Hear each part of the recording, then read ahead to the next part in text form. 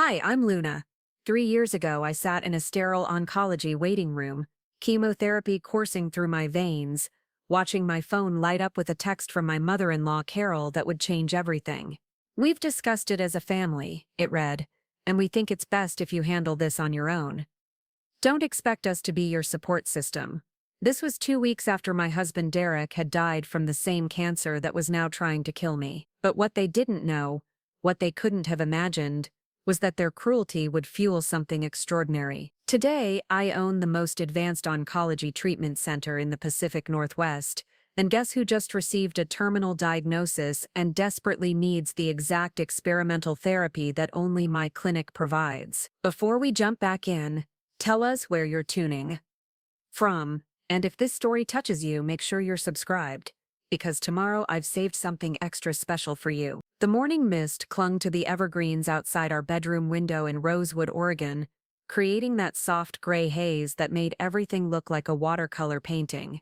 I remember thinking how peaceful it looked, how deceptive that calm could be when your world was about to shatter. Derek had been gone for exactly 14 days, and I was trying to figure out how to breathe in a house that still smelled like his coffee and the antiseptic from his final weeks of home hospice care. I was folding his clothes, not because I was ready to donate them, but because holding each shirt felt like holding him for just a moment longer. The soft flannel he wore during his last Christmas, the polo from our anniversary dinner 2 years ago, the old college sweatshirt he refused to throw away despite the holes near the collar. Each piece carried a memory, and I wasn't ready to let those go, not when everything else had been ripped away so suddenly.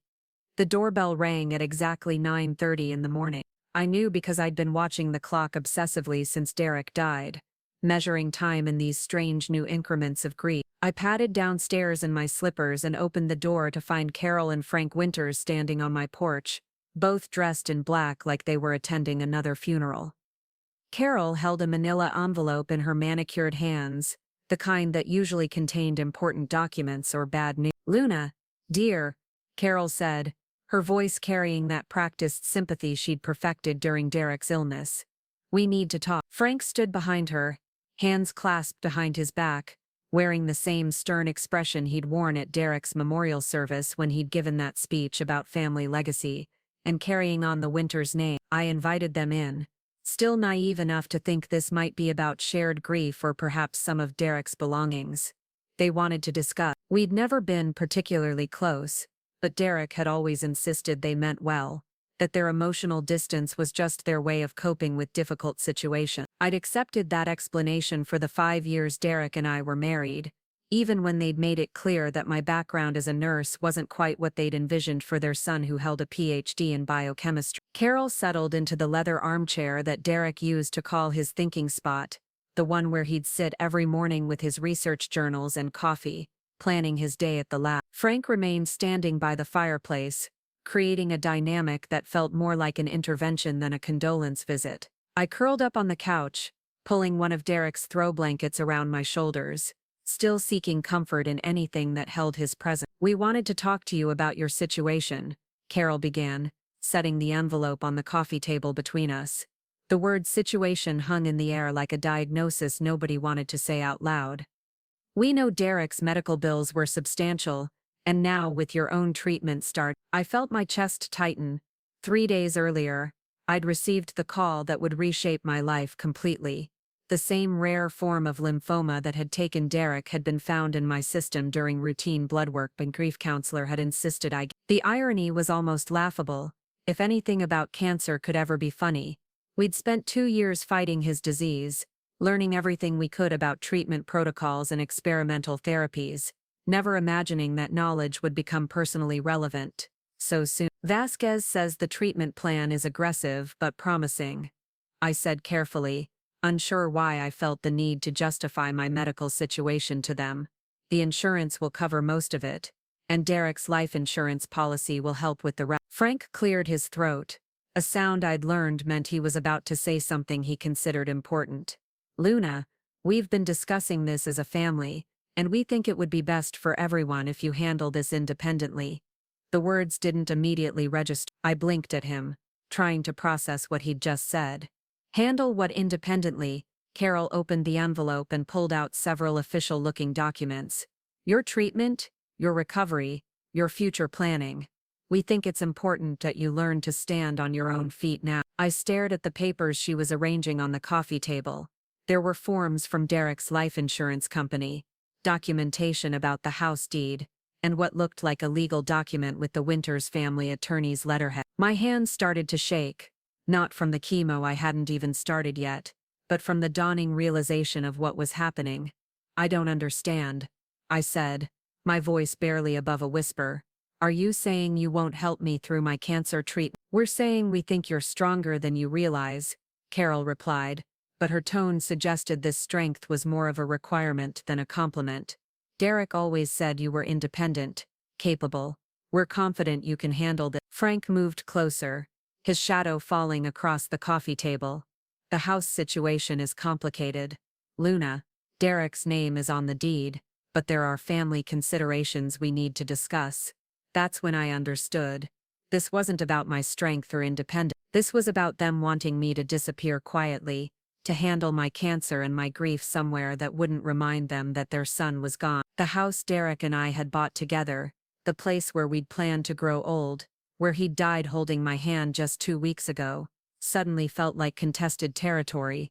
Family considerations, I repeated, surprised by how steady my voice sounded when everything inside me was crumbling. Carol adjusted her purse strap, a nervous gesture I'd noticed she did when she was about to say something particularly unpleasant.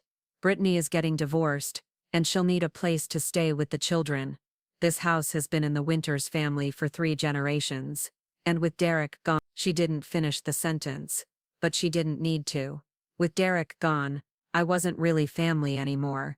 I was an inconvenient widow with cancer, who reminded them daily that their son was dead.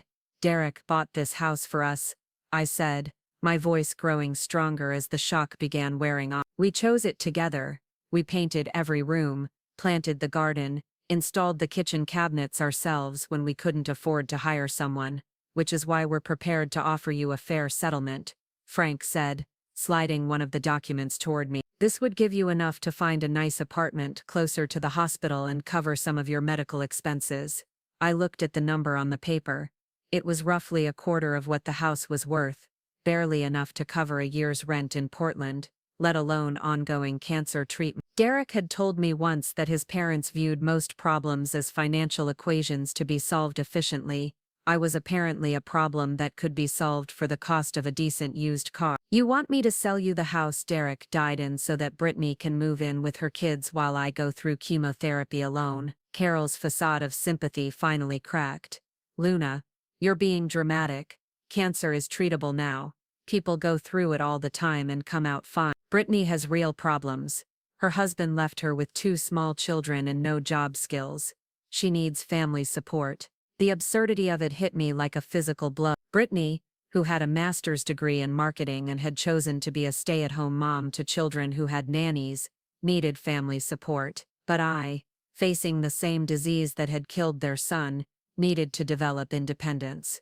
What about what Derek would have wanted? I asked, grasping for any connection to the man who had loved me enough to promise forever, even though forever had lasted only 5 years. Frank's expression hardened. Derek isn't here to want anything anymore. The living have to make practical decisions. That sentence hung in the air like a death sentence of its own.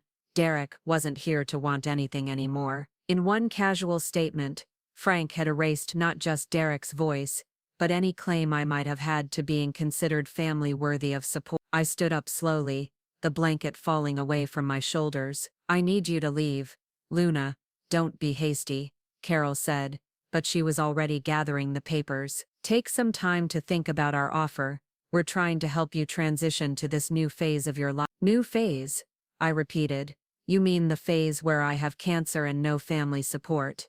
You're being unfair, Frank said. We've been through enough loss. We can't be expected to.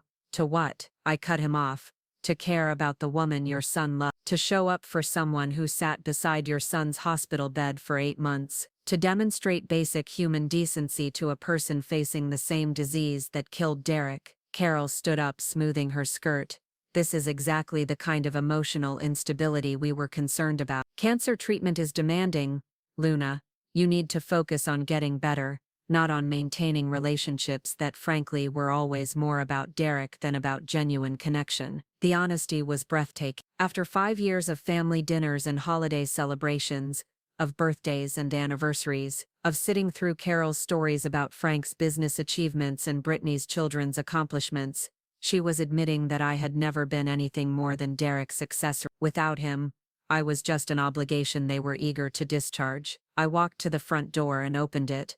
The morning mist had lifted, revealing a clear blue sky that seemed to mock the darkness settling over my life. Please leave my house. They walked past me without another word, Frank pausing only to place a business card on the hall table. That's our attorney's information. When you're ready to discuss the house sale reasonably, give him a call. I closed the door and leaned against it, listening to their car start and drive away. The silence that followed felt different from the grief silence I'd been living with since Derek died. This was the silence of complete isolation, of understanding that the people I'd considered family for 5 years had just told me I was on my own for the fight of my life. I walked back to the living room and looked at the legal documents they'd left scattered on the coffee table. Mixed in with their papers was something I hadn't noticed before: Derek's final research journal, the one he'd been working on right up until his last week. I picked it up and opened it to a page marked with his handwriting, weak and shaky from the morphine but still unmistakably his. Luna needs to know,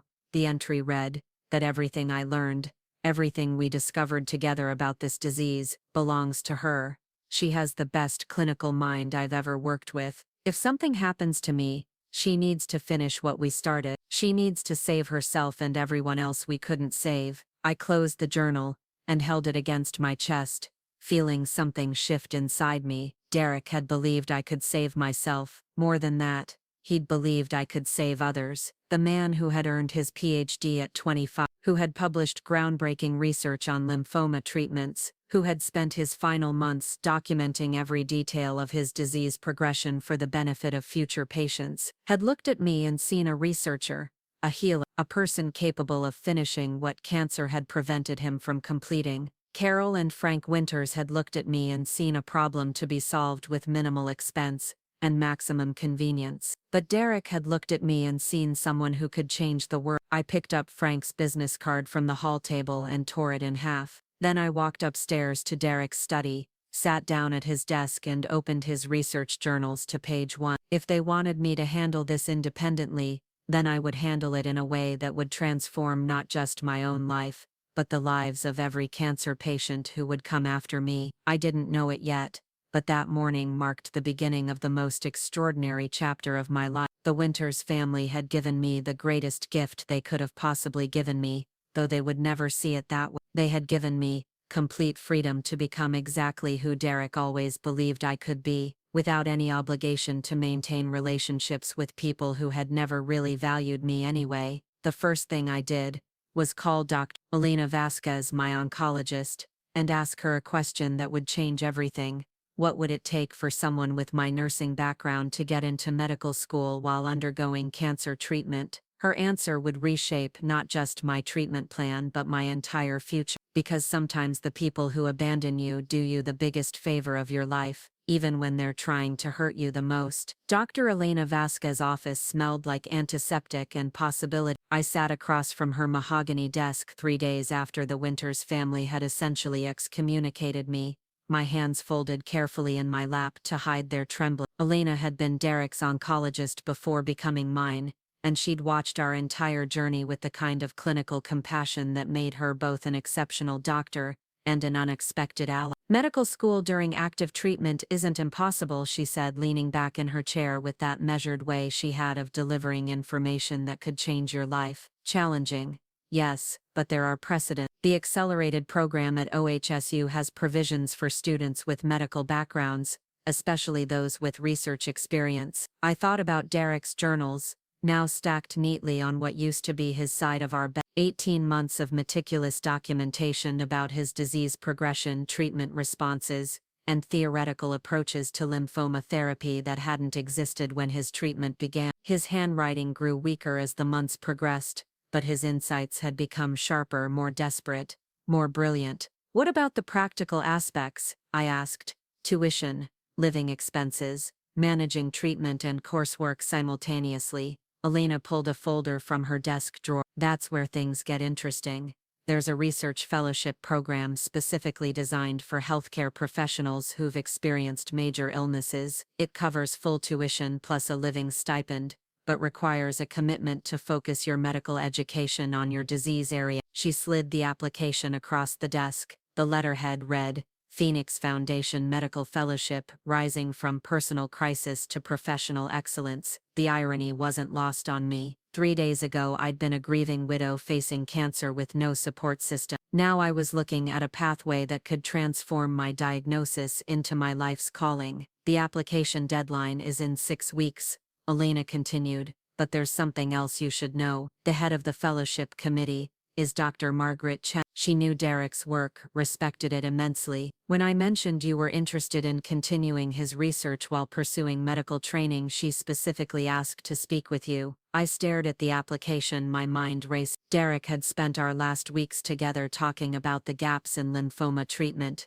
the patients who fell through the cracks of standard protocols, the experimental therapies that showed promise, but lacked funding or institutional support. He'd made me promise to find a way to continue that work, though at the time I'd assumed he meant through nursing or patient advocacy. There's one more thing, Elena said, her voice taking on a different tone. Your treatment plan. We could structure it to align with an academic calendar. The fellowship program has partnerships with treatment centers that specialize in accommodating medical students and residents with personal health challenges. The timing felt almost surreal. The same week that Carol and Frank Winters had told me to handle my cancer independently, the universe was presenting me with an opportunity to do exactly that, in a way they could never have imagined. I wouldn't just be handling my treatment independently. I would be transforming myself into someone who could eventually revolutionize cancer care. That evening, I called my college friend Marcus Torres,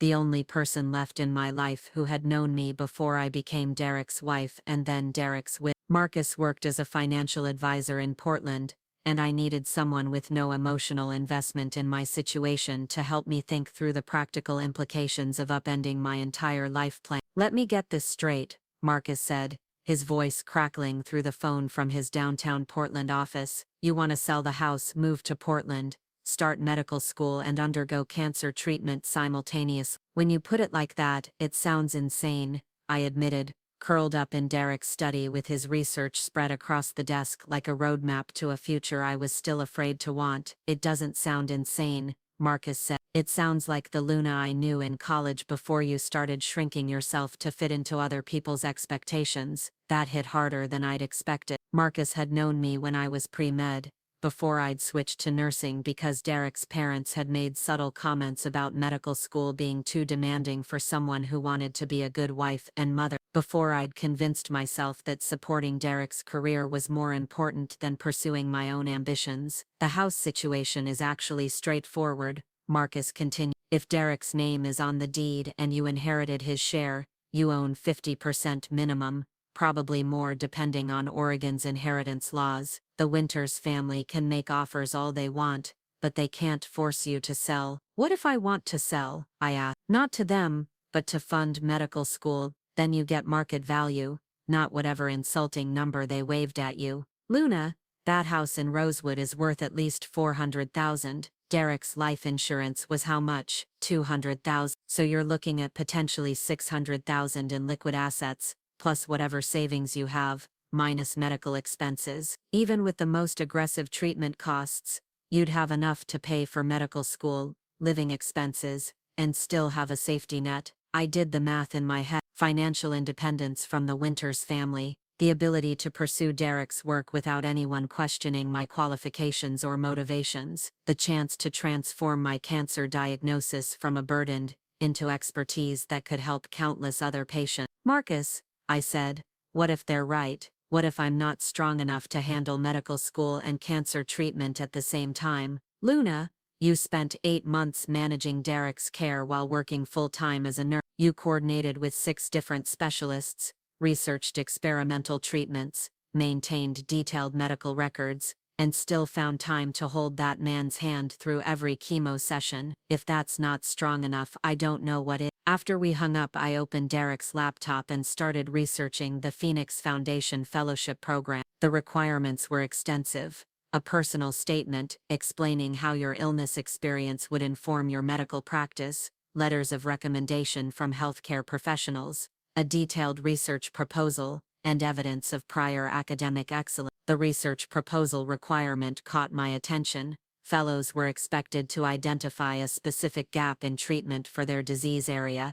and propose a solution that could be developed during their medical training. I thought about the conversations Derek and I had during his final months, the treatments he'd wanted to try but couldn't access, the experimental protocols that showed promise but lacked institutional support. I opened a new document and began typing personalized lymphoma treatment protocols, bridging the gap between research and patient care. For the next 4 hours, I outlined a proposal that combined Derek's theoretical work with my clinical observations, creating a framework for individualized treatment plans that could adapt in real time based on patient response. By midnight, I had 15 pages of detailed research proposal that felt like the most important thing I'd ever written. This wasn't just an application for medical school, this was a blueprint for the career Derek had always believed I was capable of pursuing. The next morning brought an unexpected visitor. I was in the kitchen making coffee when I heard a car pull into the driveway. Through the window, I saw Brittany Winters climbing out of her white SUV, wearing yoga pants, and an expression that suggested this conversation wasn't going to be pleasant. Preparing and narrating this story took us a lot of time, so if you are enjoying it, subscribe to our channel. It means a lot to us. Now back to the story. Brittany had always been the Winters family member most skilled at delivering uncomfortable messages with a smile. During Derek's illness, she'd been the one to suggest that maybe I was being a bit dramatic about his prognosis. When he'd needed experimental treatment, she'd wondered aloud whether it was fair to put the family through all this uncertainty. She knocked on the front door with the kind of confidence that suggested she expected to be welcomed inside. When I opened it, she was holding a manila envelope that looked suspiciously similar to the one her parents had brought 3 days earlier. "Luna, hi," she said, pushing past me into the foyer without waiting for an invitation. "I hope you've had time to think about Mom and Dad's offer. I know it seemed sudden, but we're all just trying to do what's best for everyone." "What's best for everyone?" I repeated, closing the door, but not moving toward the living room.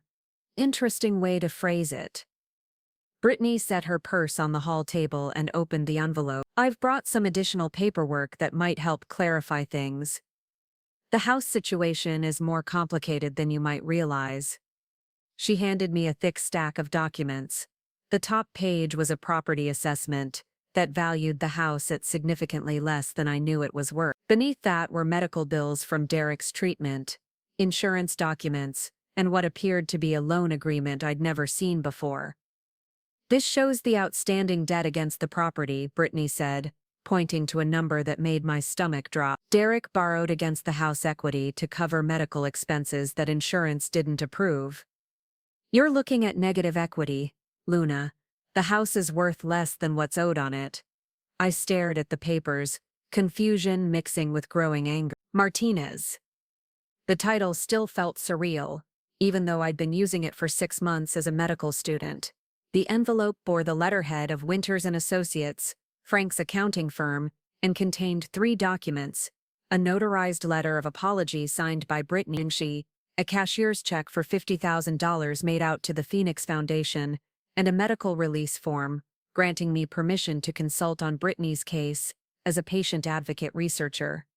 Brittany's apology was clearly written by a lawyer, filled with careful language about misunderstandings and regrettable miscommunications.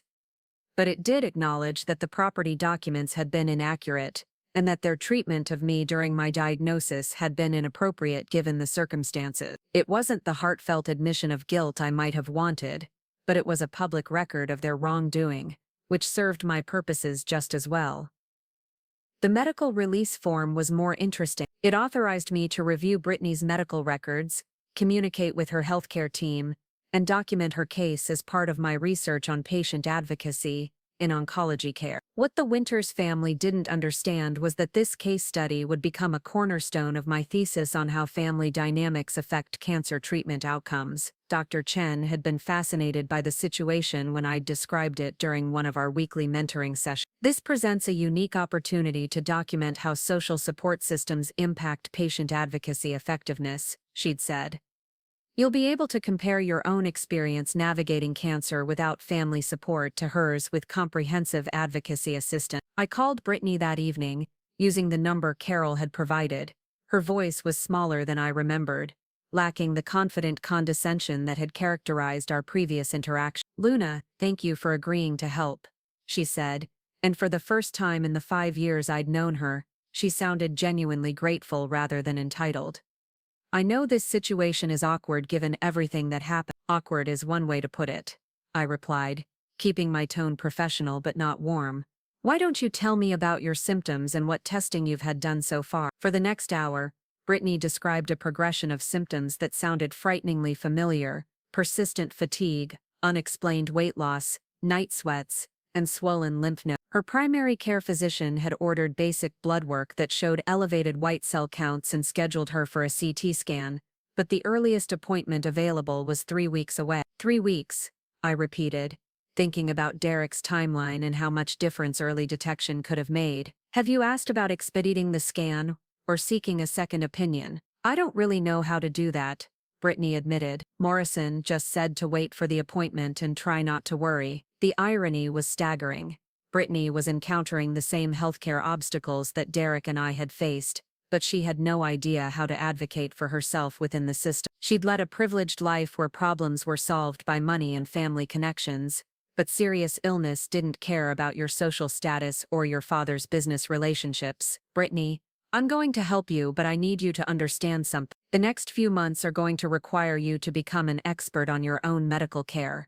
You're going to need to research treatment options, question doctors' recommendations, fight insurance companies, and make decisions that could determine whether you live or die. Are you prepared for that level of personal responsibility?" "I think so," she said, but her voice wavered with uncertainty. "That's not good enough.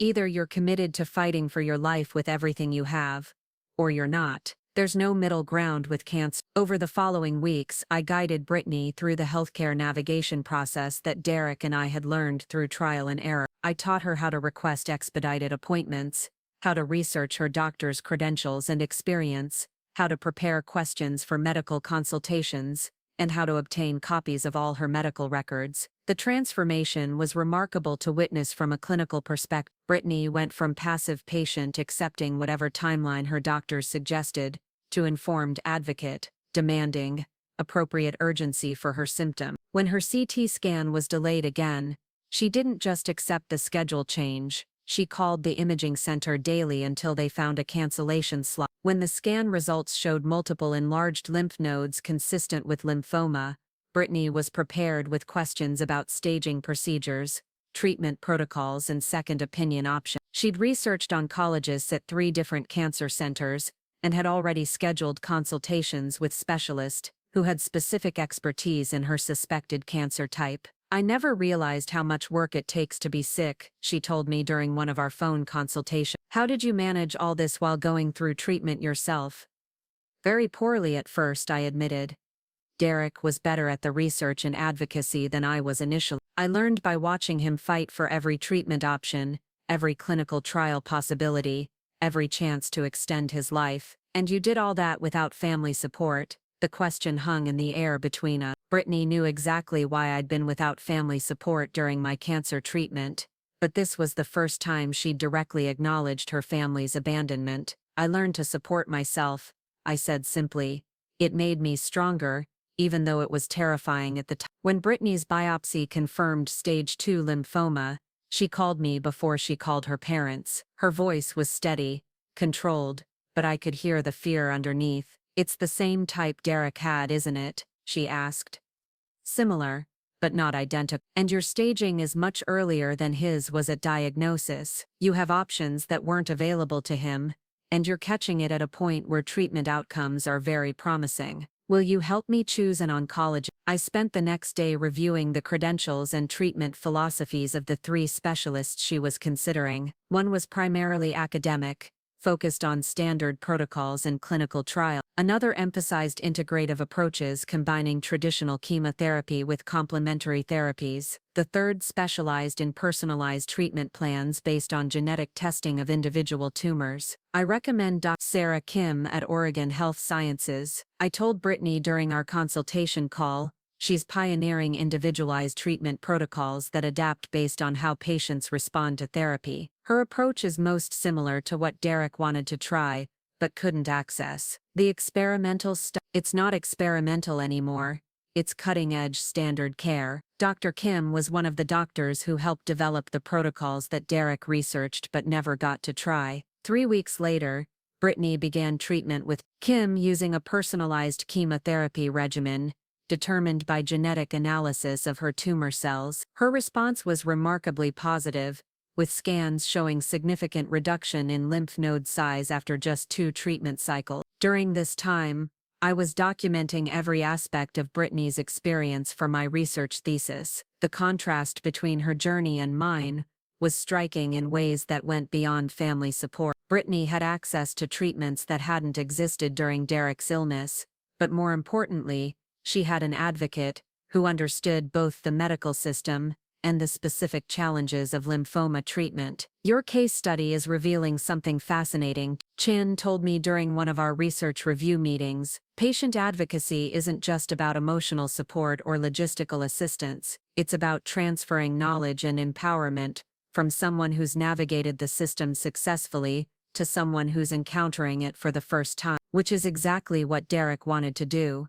I realized. His vision for the Memorial Clinic wasn't just about providing better treatment options. It was about creating a system where every patient has access to expert advocacy. And you're proving that the model works. Brittany's treatment trajectory is dramatically different from what most patients experience, largely because she has an advocate who understands both the medical complexity and the system navigation requirement. The success of Brittany's advocacy experience became the foundation for my thesis proposal. Peer advocacy in oncology, how survivor knowledge transfer improves patient outcomes. The research documented how patients with experienced advocates achieved better treatment outcomes, faster access to appropriate care, and higher satisfaction with their medical experience. But the most significant development came 6 months into Brittany's treatment, when Dr. Kim approached me with an unexpected opportunity. I've been following your advocacy work with Ms. Winters, she said after one of Brittany's appointments. I understand you're developing a model for a patient-centered oncology clinic as part of your medical training. That's right. It's based on research my late husband was working on before he died. I'd like to discuss a partnership opportunity. I'm leaving Oregon Health Sciences to establish an independent practice focused on personalized cancer care. I need someone who understands both the clinical aspects and the patient advocacy components. Your background is exactly what this kind of practice needs. The conversation that followed would reshape my entire career timeline.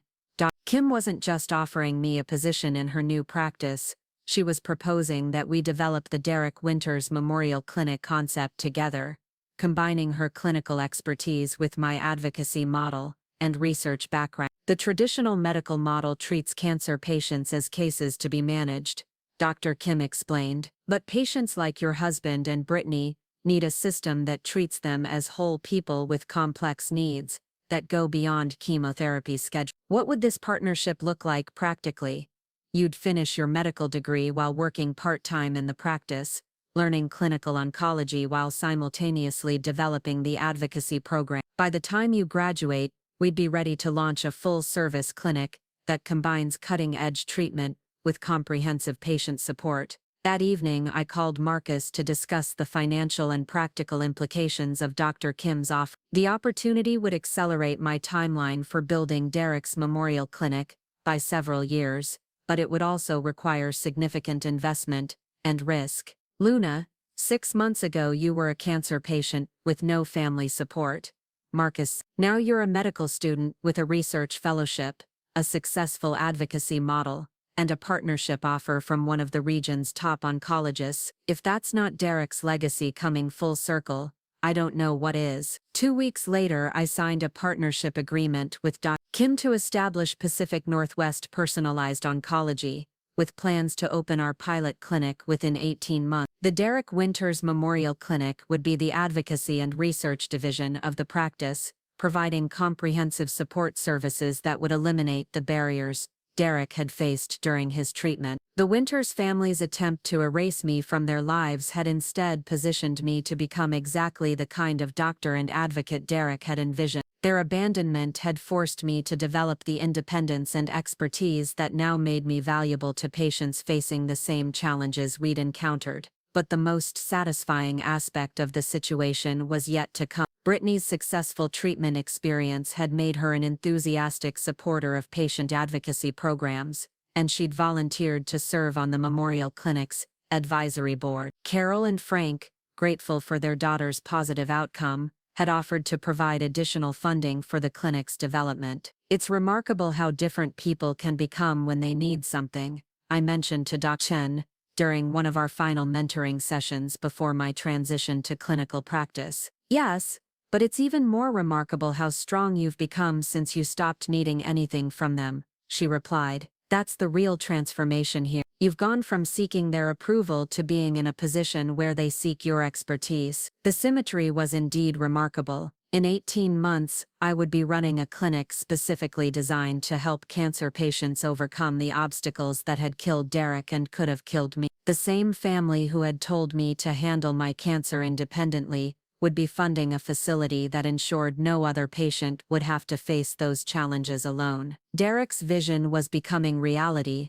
not despite the Winters family's cruelty, but because of it. Sometimes the people who try to break you end up being the ones who give you exactly the motivation you need to build something extraordinary. The grand opening of Pacific Northwest Personalized Oncology took place on a crisp October morning, exactly 3 years after Derek's death. I stood in the lobby of our new facility, watching patients and families move through spaces designed specifically to reduce the anxiety and confusion that had defined so much of our own cancer journey. The Derek Winters Memorial Clinic occupied the entire 3rd floor, featuring private consultation rooms where patients could meet with advocacy specialists, a resource library stocked with current research on every major cancer type, and a support center where families could connect with others facing similar challenges. Every detail had been planned to address the gaps Derek and I had encountered in traditional cancer care. Kim found me standing in front of the memorial wall, where Derek's photo was displayed alongside his final research notes and a quote from his journals. Every patient deserves an advocate who understands both the science and the fear. Second thought? She asked, though her tone suggested she already knew the answer.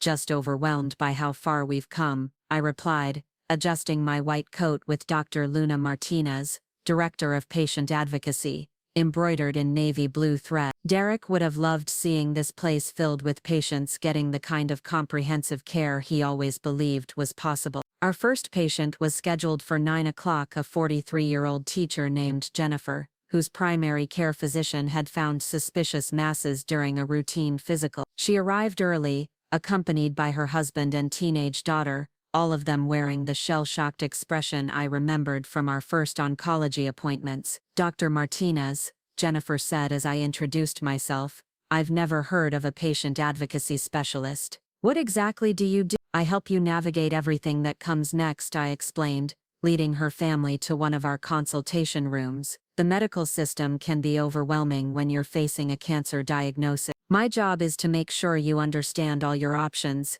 connect you with the right specialists, and ensure you never have to fight for appropriate care alone. Over the next 2 hours, I walked Jennifer through the diagnostic process, helped her prepare questions for her oncology consultation, and provided her with research materials about her suspected cancer type. By the time she left, she had appointments scheduled with 2 different specialists, a clear understanding of what tests she needed, and a comprehensive support plan that would continue throughout her treatment. This is what Derek wanted, I thought as I updated Jennifer's advocacy. Someone in her corner who knows how to fight the system. The morning's second patient was a surprise that brought everything full circle. Carol Winters sat in our waiting room, looking older and more fragile than I remember. She stood when she saw me, her usual confidence replaced by the vulnerability that serious illness brings to everyone, regardless of their previous arrogance. "Luna, thank you for seeing me," she said, her voice carrying none of the condescension I associated with our past interaction. "I wasn't sure you'd agree to take me as a patient." "You're not my patient, Carol.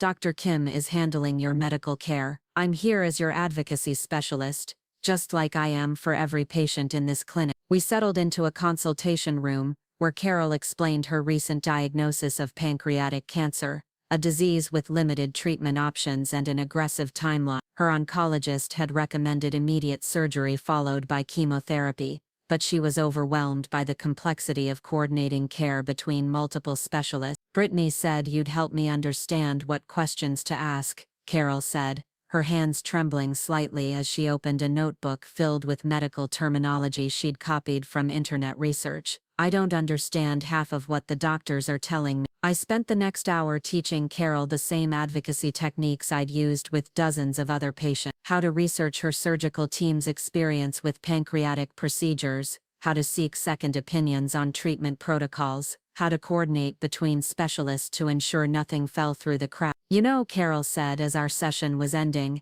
"I never realized how much work it takes to be sick. When Derek was going through treatment, I thought you and he were being dramatic about how complicated everything was." "Most people don't understand until they're facing it themselves," I replied diplomatically. "I owe you an apology, Luna, a real one, not the legal document Frank's attorney drafted. What we did to you after Derek died was cruel and inexcusable. You needed family support, and we failed you completely." The apology hung in the air between us. I'd imagined this moment many times over the past 3 years, wondering how I would feel if Carol ever acknowledged their treatment of me. Now that it was happening, I felt mostly sadness for the time we'd all lost to pride and misunderstanding. "Thank you for saying that," I said simply. "It means something to hear you acknowledge what happened." "Brittany's recovery has been remarkable," Carol continued. "She credits you with saving her life, not just through the medical advocacy, but by teaching her to fight for herself. She's become a different person, stronger and more confident. That's what good advocacy does. It doesn't just solve immediate problems, it teaches people to advocate for themselves going forward." "Is there any chance," Carol asked hesitantly, "that we might rebuild some kind of relationship? I know we have no right to ask for your forgiveness, but Brittany would love to have you back in our lives and Frank and I would be grateful for another chance." I considered her question carefully. The Winters family's betrayal had been a catalyst for positive change in my life, but holding on to anger about their past behavior wouldn't serve anyone's interests now. "I think we can work toward rebuilding trust," I said finally, "but it has to be based on who we all are now, not who we used to be. You're dealing with cancer, I'm a doctor building the clinic," Derek envisioned, "and we're all different people than we were 3 years ago." That afternoon, I found myself in Derek's memorial garden behind the clinic, a small space with benches surrounded by the daisies he'd loved, and a fountain that provided gentle background sound for patients and families seeking quiet reflection. I often came here between patient appointments to center myself and remember why this work mattered. Dr. Kim joined me on one of the benches, carrying 2 cups of coffee, and wearing the satisfied expression of someone whose vision was becoming reality. "How did it feel, seeing Carol as a patient?" she asked, surreal but also right somehow. 3 years ago, she told me that cancer was treatable and people go through it all the time. Now she's learning what Derek and I learned, that surviving cancer requires expertise, persistence and support that most people don't know how to access. And you're providing her with exactly the kind of advocacy that could have helped Derek if it had existed then. That's the point, isn't it? We can't change what happened to Derek, but we can make sure other patients don't face the same obstacles he did. 6 months later, both Carol and Jennifer had completed their treatments successfully. Carol's surgical outcome had exceeded expectations, largely because I'd connected her with a pancreatic specialist, whose innovative techniques offered better recovery prospects. Jennifer's cancer had been caught early enough for a complete cure, and she'd become one of our most enthusiastic advocates, referring several friends to our clinic. But the most meaningful moment came when Brittany brought her children to visit the memorial garden during one of Carol's follow-up appointments. Her 8-year-old daughter, Emma, read Derek's memorial plaque aloud and asked who he was. He was a scientist who wanted to help people with cancer, Brittany explained. Dr. Luna was married to him, and when he died, she built this place to continue his work, so he still helps people even though he's dead. Emma asked with the straightforward logic that children bring to complex situations. Yes, I said, joining their conversation. Every patient we help here is partly helped by Derek's research and ideas. That's how love continues after someone dies, through the work we do in their memory. As I watched Emma run between the daisy beds, I thought about the full circle journey that had brought us all to this moment. The Winters family's cruelty had forced me to discover strength I didn't know I possessed. Their abandonment had freed me to pursue ambitions I'd set aside for years. Their attempt to erase me from their lives had instead positioned me to become someone they desperately needed. Derek's vision for patient-centered oncology care was thriving in ways that exceeded even his most optimistic projections. The Memorial Clinic had helped over 200 patients navigate their cancer journeys, and Dr. Kim and I were already planning expansion to serve more communities throughout the Pacific Northwest. The greatest victory wasn't revenge against the people who had wronged me, it was building something meaningful from the wreckage of loss and betrayal. Derek's death had been senseless and preventable, but his legacy was alive in every patient who received better care because of the clinic we'd built in his memory. Standing in the memorial garden, surrounded by daisies and the quiet satisfaction of work that mattered, I understood that healing isn't about forgetting the past or forgiving those who hurt you. It's about transforming pain into purpose, loss into legacy, and betrayal into the motivation to build something extraordinary. The Winters family had told me to handle my cancer independently, probably hoping I would fade quietly from their lives. Instead, their abandonment had set me free to become exactly who Derek always believed I could be, a doctor, an advocate, and a force for change in a system that desperately needed transformation. Sometimes the greatest gift someone can give you is the freedom to prove them wrong about who you are and what you're capable of achieving. Up next, you've got 2 more standout stories right on your screen. If this one hit the mark, you won't want to pass these up. Just click and check them out.